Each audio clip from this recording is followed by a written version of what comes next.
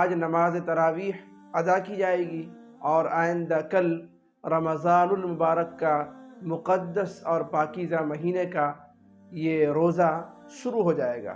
آئیے ناظرین، اس سلسلے میں ہم بات کرتے ہیں۔ نماز تراویح کے متعلق میں نے بات کہی کہ آج رات انشاءاللہ نماز تراویح ادا کی جائے گی۔ سب سے پہلی چیز یہ ہے کہ تراویح کیا چیز ہے، اس کو سمجھنا چاہیے۔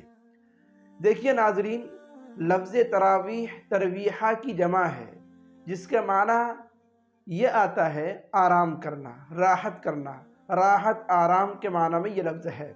تراویح ترویحہ کے معنی آرام کرنا، آرام اردو ہوا اور ترویحہ یہ عربی لفظ ہوا۔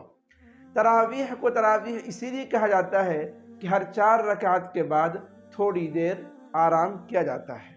اصل میں مسنون یہ ہے، سنت یہ ہے کہ جتنی دیر 4 رکعت نماز پڑھنے میں لگ جائے اتنی دیر 4 رکعت کے بعد اگلی 4 رکعتوں تک آرام کرنا، یعنی 8 رکعت کے بیچ میں جو آرام ہوگا، بیٹھک ہوگی، وہ اتنی دیر ہونی چاہیے جتنی دیر آپ نے 4 رکعت پڑھی ہے۔ لیکن لوگ اس پر عمل نہیں کرتے ہیں، لوگوں کو تقاضا ہوتا ہے، کوئی ضروری نہیں ہے۔ بہرحال اس لیے اس نماز کو نماز تراویح کہا جاتا ہے۔ اصلاً نماز تراویح میں 2 چیزیں سنت ہیں۔ کتنی چیزیں؟ 2۔ ایک تو نماز تراویح 20 رکعت مستقل سنت، بات سمجھ میں آ رہی ہے؟ مستقل نماز تراویح 20 رکعت پورے رمضان میں سنت ہے، اور پھر پورے قرآن کریم کا سننا مستقل سنت۔ تو گویا کہ نماز تراویح میں 2 چیزیں سنت ہے۔ عموماً ہوتا یہ ہے کہ کوئی شخص 10 دن میں، کوئی 15 دن میں، کوئی 20 دن میں، کوئی 5 دن میں، کوئی 3 دن میں قرآن کریم سن لیتے ہیں، اور وہ یہ سمجھتے ہیں کہ ہم نے تو نماز تراویح پڑھ لی، یعنی ہم نے قرآن کریم سن لیا، اب اس کے بعد تراویح پڑھنے کی کوئی ضرورت نہیں ہے۔ ایسا عام طور پر شہروں میں ہوتا ہے، بڑی بڑی سٹی میں ایسا ہوتا ہے۔ یہ لوگوں کی غلط فہمی ہے۔ جاننا یہ ہے کہ اگر آپ ایک دن میں پورا قرآن کریم سن لیتے ہیں تو آپ پر بقیہ 29 دن یا 28 دن نماز معاف نہیں ہوگی، بلکہ آپ ایک دن میں سن لیں، 2 دن میں سن لیں، اس کے بعد بھی آپ کو تراویح کی نماز پڑھنی پڑے گی۔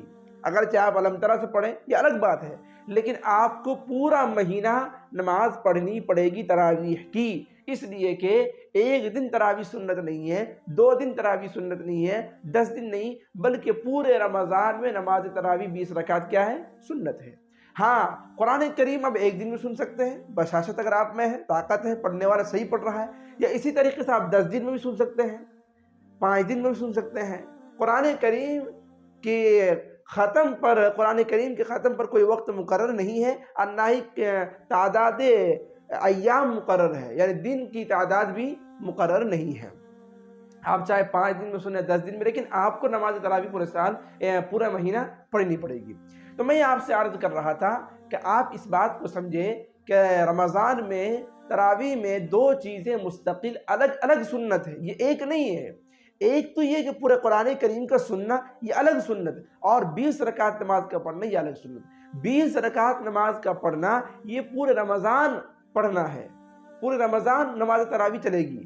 اور قرآن کریم کے جہاں تک تعلق ہے، اگر آپ 3 دن میں سن لیتے ہیں تو اب آپ پر پورے قرآن کریم کا سننا کوئی ضروری نہیں ہے، آپ کہیں سے بھی 20 رکعت پڑھ لیں گے، آپ کی نماز ہو جائے گی۔ امید کرتا ہوں کہ نماز تراویح کے حوالے سے جو باتیں کہی گئی آپ کو سمجھ میں آئی۔ اس کے بعد ایک چیز کو سمجھیں، عموماً ہوتا یہ ہے کہ کہیں 10 دن میں، کہیں 15 دن میں، کہیں 5 دن میں قرآن لوگ سناتے ہیں۔ بہتر یہ کہ پورا مہینہ سنایا جائے، ایک پارہ، سوا پارہ، زیادہ سے زیادہ 1.5 پارے 20 دن میں، 22 دن میں ختم کر لی جائے، یہ بہتر ہے۔ کیوں؟ اس لیے کہ جو لوگ 10 دن میں سناتے ہیں، جو لوگ 5 دن میں سناتے ہیں، جو لوگ 15 دن میں سناتے ہیں، جو لوگ 12 دن میں سناتے ہیں، یہ جو لوگ سنتے ہیں، ان کی کوتاہی یہ ہوتی ہے ان کی طرف سے کہ وہ لوگ قرآن کریم کو صحیح نہیں پڑھتے۔ اب 3 پارے سنانے 12 دن والے کو، 10 دن والے کو 3 پارے سنانے ہیں، اب کتنا 1.5 گھنٹے میں، یا مان لیجئے 1 گھنٹے میں، سوا گھنٹے میں سنانا ہے، وہ کیسے سنائیں گے؟ کہیں مد چھوٹ رہا ہے تو کہیں حرف کٹ رہا ہے تو کہیں زبر چھوٹ رہا ہے، کہیں پیش چھوٹ رہا ہے، کہیں کچھ، یہ ساری چیزیں ہوتی ہیں۔